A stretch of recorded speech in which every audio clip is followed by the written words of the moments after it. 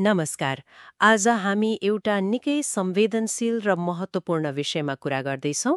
हमासद्वारा अपहरित नेपाली विद्यार्थी विपिन जोशीको अवस्थाबारे। हो, यो घटनाले हामी सबैले छोएको छ। विपिन जोशी 25 वर्षका कृषि पढ्दै गरेका विद्यार्थी। उनी इजरायलको किबुट्ज एलुमिममा लर्न एन्ड अर्न कार्यक्रम अन्तर्गत गएका थिए। हो, आफ्नो भविष्य बनाउने सपना बोकेर। तर अक्टोबर 7, 2023मा घटना अर्कै हुन पुग्यो। हो, त्यो दिन हमासको आक्रमण हुँदा विवरणहरूमा आए अनुसार उनले निकै साहस देखाएर ग्रेनेड फालेर साथीहरूलाई बचाएको तर आफै अपहरणमा परेको कुरा छ। निकै बहादुरीको कुरा हो त्यो।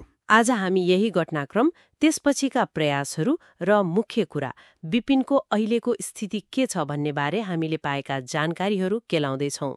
सुरु गरौँ घटनाको समयरेखाबाटै। अक्टोबर 7, 2023मा अपहरण भयो। त्यसपछि केही जानकारी आयो त? सुरुमा एउटा आशालाग्दो खबर थियो। अपहरणको केही समयपछि गाजाको अस्पतालको सुरक्षा फुटेजमा उनी देखिएका थिए, जीवितै। त्यो त महत्त्वपूर्ण प्रमाण भयो। हो, तर विडम्बना कस्तो भने हामीले पाएको जानकारी अनुसार त्यो नै सायद उनी जीवित देखिएको अन्तिम पटक थियो। त्यसपछि खै? मतलब त्यो फुटेज पछि उनीसँग कुनै सम्पर्क भएको छैन? छैन, कुनै सम्पर्क वा उनको अवस्थाबारे कुनै विश्वसनीय जानकारी बाहिर आएको छैन। यो 1.5 वर्षभन्दा बढी भइसक्यो। 1.5 वर्ष? अनि त्यो जनवरी 2025को पहिलो चरणको बन्दक रिहाईमा? त्यसमा पनि उनी परेनन्। त्यसले परिवार र सबैलाई झनै चिन्तित बनायो। भनेपछि मार्च 2025सम्म आइपुग्दा पनि अवस्था उस्तै अस्पष्ट। एकदमै, स्थिति एकदमै अस्पष्ट छ। इजरायलले करिब 21 जना बन्दक जीवित रहेको अनुमान त गर्छ, तर विपिन त्यसमा छन् कि छैनन् केही पुष्टि छैन। यो लामो समयको मौनता साँच्चै पीडादायी छ। यस्तो बेलामा परिवारले के गरिरहेको होला?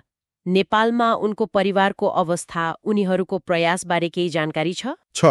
उनको परिवार, खास गरी उनकी 17-18 वर्षीय बहिनी पुष्पा जोशीले निकै हिम्मतका साथ लडिरहेकी छिन्। बहिनीले? हो, उनी काठमाडौँमा निरन्तर दौडधुपमा छिन्। प्रधानमन्त्री, राष्ट्रपति, मन्त्रीहरू सबैलाई भेटेर आफ्नो दाई निर्दोष विद्यार्थी भएको र उनको रिहाईका लागि पहल गरिदिन अपिल गरिरहेकी छिन्। निकै ठूलो जिम्मेवारी र सङ्घर्ष है त्यो उमेरमा। हो नि, यो एउटा बहिनीको दाइप्रतिको असीम माया र सङ्घर्षको उदाहरण हो। परिवारको यो व्यक्तिगत प्रयास त छँदैछ, नेपाल सरकारले चाहिँ के गरिरहेको छ त संस्थागत रूपमा? सरकारले पनि कूटनीतिक पहल जारी राखेको देखिन्छ। परराष्ट्र मन्त्रालयले कतार, इजिप्ट, अमेरिका, इजरायल जस्ता देशहरूसँग निरन्तर समन्वय गरिरहेको बताइएको छ। यी देशहरूको भूमिका त महत्त्वपूर्ण हुन्छ यस्तोमा। अवश्य, किनभने यिनीहरू मध्यस्थता गर्न वा दबाब दिन सक्ने ठाउँमा छन्। सरकारले विपिनको रिहाईलाई उच्च प्राथमिकतामा राखेको दावी गर्दै आएको छ। अनि अन्तर्राष्ट्रिय स्तरमा नि, खास गरी कतार, जसको भूमिका बढी सुनिन्छ? कतारको संलग्नता महत्त्वपूर्ण छ।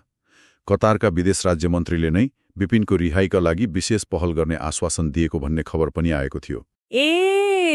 त्यो त सकारात्मक कुरो भयो। हो, किनभने कतारको हमाससँग संवाद च्यानल छ, जसले मध्यस्थतामा उनीहरूको भूमिका विशेष हुन्छ। कतार बाहेक अरू नि? America, Egypt? इजिप्ट पनि मध्यस्थतामा सक्रिय छ। अमेरिकाले पनि बन्दक रिहाईको लागि आफ्नो तहबाट प्रयास गरिरहेको छ। परराष्ट्र मन्त्रालयले संयुक्त राष्ट्र मानव अधिकार परिषद जस्ता अन्तर्राष्ट्रिय फोरमहरूमा पनि यो मुद्दा उठाएको छ। भनेपछि प्रयासहरू बहुआयामी छन्। देखिन्छ। अहिले मुख्य आशा भनेको कतार र इजिप्टको मध्यस्थतामा इजरायल र हमास बीच हुन सक्ने थप चरणबद्ध बन्दक रिहाई सम्झौतामै टिकेको छ। नेपालले त्यसैमा विपिनलाई पार्न जोड लगाइरहेको छ। ठिक हो। त्यसो भए अहिलेसम्मको कुरालाई सारमा भन्नुपर्दा विपिन जोशी एक साहसी नेपाली विद्यार्थी अक्टोबर 7, 2023देखि हमासको अपहरणमा। हो, सुरुमा अस्पताल फुटेजमा देखिए पनि त्यसै त 1.5 वर्षदेखि अवस्था अज्ञात। परिवार, विशेष गरी बहिनी पुष्पा र नेपाल सरकारद्वारा निरन्तर पहल जारी छ। र अन्तर्राष्ट्रिय स्तरमा कतार, इजिप्ट, अमेरिका जस्ता देशहरूको संलग्नता र मध्यस्थतामा आशा केन्द्रित छ, तर स्थिति अझै अनिश्चित नै छ। यो सबै जानकारीले के देखाउँछ त? यसको निचोड के हो? निचोड स्पष्ट छ। विपिन जोशी एक निर्दोष विद्यार्थी हुन् जो भयानक भू-राजनीतिक द्वन्द्वको शिकार बने। उनले साहस देखाए, तर उनको अवस्था आज अज्ञात छ। त्यो अस्पताल फुटेज पछिको मौनताले धेरै प्रश्नहरू खडा गर्छ। परिवार र सरकारको अथक प्रयास, अन्तर्राष्ट्रिय समुदायको चासोका बावजुद उनको स्थिति अस्पष्ट रहनुले यो मामिला कति जटिल छ भन्ने प्रश्न हुन्छ। हो, तर कतार, इजिप्ट जस्ता देशहरूको मध्यस्थता प्रयासले आशाको त्यान्द्रो भने बाँकी नै राखेको छ। निश्चय पनि। र यही जटिलता र अनिश्चितता बीच एउटा प्रश्न हामी सबैले सोच्न सक्छौं। जब कुनै व्यक्तिको अवस्था यति लामो समय अज्ञात रहन्छ र उनी यस्तो जटिल द्वन्द्वमा फँसेका हुन्छन्, तब उनको सुरक्षित रिहाई सुनिश्चित गर्न अहिले भइरहेका कूटनीतिक पहल जस्तै वार्ता र मध्यस्थता बाहेक अरू कस्ता अन्तर्राष्ट्रिय रणनीति वा दबावहरू अझ प्रभावकारी हुन सक्छन् होला? यसमा थप के गर्न सकिन्थ्यो होला? यो विचारणीय प्रश्न हो। नमस्कार। आज हामी एउटा निकै संवेदनशील र महत्त्वपूर्ण विषयमा कुरा गर्दैछौँ, हमासद्वारा अपहरित नेपाली विद्यार्थी विपिन जोशीको अवस्थाबारे। हो, यो घटनाले हामी सबैले छोएको छ। विपिन जोशी 25 वर्षका कृषि पढ्दै गरेका विद्यार्थी। उनी इजरायलको किबुट्स एलुमिममा लर्न एन्ड अर्न कार्यक्रम अन्तर्गत गएका थिए। हो, आफ्नो भविष्य बनाउने सपना बोकेर। तर अक्टोबर 7, 2023मा घटना अर्कै हुन पुग्यो। हो, त्यो दिन हमासको आक्रमण हुँदा विवरणहरूमा आए अनुसार उनले निकै साहस देखाएर ग्रेनेड फालेर साथीहरूलाई बचाएको तर आफै अपहरणमा परेको कुरा छ। निकै बहादुरीको कुरा हो त्यो। आज हामी यही घटनाक्रम, त्यसपछिका प्रयासहरू र मुख्य कुरा विपिनको अहिलेको स्थिति के छ भन्ने बारे हामीले पाएका जानकारीहरू केलाउँदैछौँ।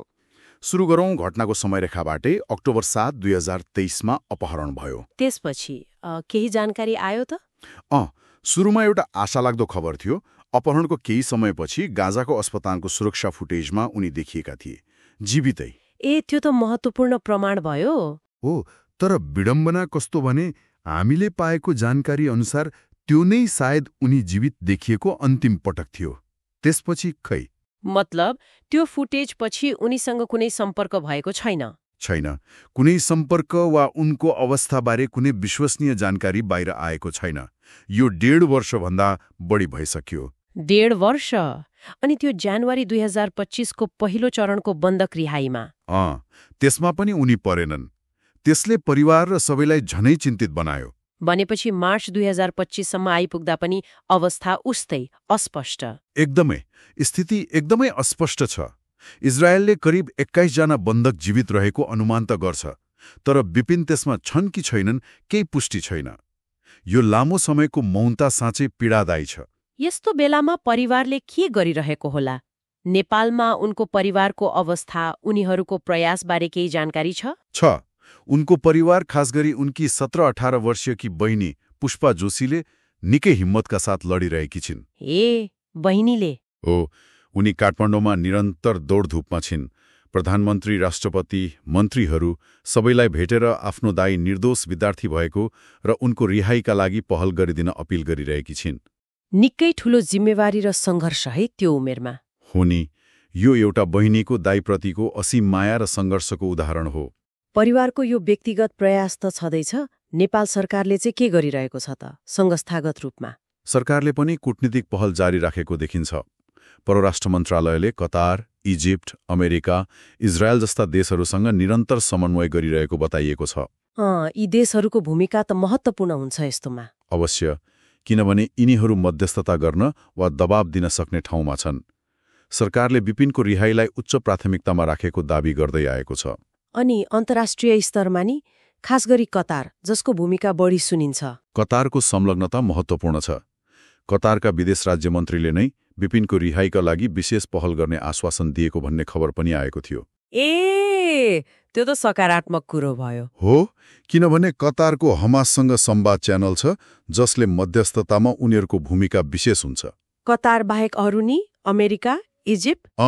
इजिप्ट पनि मध्यस्थतामा सक्रिय छ। अमेरिकाले पनि बन्दक रिहाईको लागि आफ्नो तहबाट प्रयास गरिरहेको छ। परराष्ट्र मन्त्रालयले संयुक्त राष्ट्र मानव अधिकार परिषद जस्ता अन्तर्राष्ट्रिय फोरमहरूमा पनि यो मुद्दा उठाएको छ। भनेपछि प्रयासहरू बहुआयामी छन् देखिन्छ। अहिले मुख्य आशा भनेको कतार र इजिप्टको मध्यस्थतामा इजरायल र हमास बीच हुन सक्ने थप चरणबद्ध बन्दक रिहाई सम्झौतामै टिकेको छ। नेपालले त्यसैमा विपिनलाई पार्न जोड लगाइरहेको छ। ठिक हो। त्यसो भए अहिलेसम्मको कुरालाई सारमा भन्नुपर्दा बिपिन जोशी एक साहसी नेपाली विद्यार्थी अक्टोबर 7, 2023 हमासको अपहरणमा। हो, सुरुमा अस्पताल फुटेजमा देखिए पनि त्यसैता 1.5 वर्षदेखि अवस्था अज्ञात। परिवार, विशेष गरी बहिनी पुष्पा र नेपाल सरकारद्वारा निरन्तर पहल जारी छ। र अन्तर्राष्ट्रिय स्तरमा कतार, इजिप्ट, अमेरिका जस्ता देशहरूको संलग्नता र मध्यस्थतामा आशा केन्द्रित छ, तर स्थिति अझै अनिश्चित नै छ। यो सबै जानकारीले के देखाउँछ त? यसको निचोड के हो? निचोड स्पष्ट छ। बिपिन जोशी एक निर्दोष विद्यार्थी हुन् जो भयानक भू-राजनीतिक द्वन्द्वको शिकार बने। उनले साहस देखाए, तर उनको अवस्था आज अज्ञात छ। त्यो अस्पताल फुटेजपछिको मौनताले धेरै प्रश्नहरू खडा गर्छ। परिवार र सरकारको अथक प्रयास, अन्तर्राष्ट्रिय समुदायको चासोका बावजुद उनको स्थिति अस्पष्ट रहनुले यो मामिला कति जटिल छ भन्ने प्रश्न हुन्छ। हो, तर कतार, इजिप्ट जस्ता देशहरूको मध्यस्थता प्रयासले आशाको त्यान्द्रो भने बाँकी नै राखेको छ। निश्चय पनि। र यही जटिलता र अनिश्चितता बीच एउटा प्रश्न हामी सबैले सोच्न सक्छौं। जब कुनै व्यक्तिको अवस्था यति लामो समय अज्ञात रहन्छ र उनी यस्तो जटिल द्वन्द्वमा फँसेका हुन्छन्, तब उनको सुरक्षित रिहाई सुनिश्चित गर्न अहिले भइरहेका कूटनीतिक पहल जस्तै वार्ता र मध्यस्थता बाहेक अरू कस्ता अन्तर्राष्ट्रिय रणनीति वा दबावहरू अझ प्रभावकारी हुन सक्छन् होला? यसमा थप के गर्न सकिन्थ्यो होला? यो विचारणीय प्रश्न हो।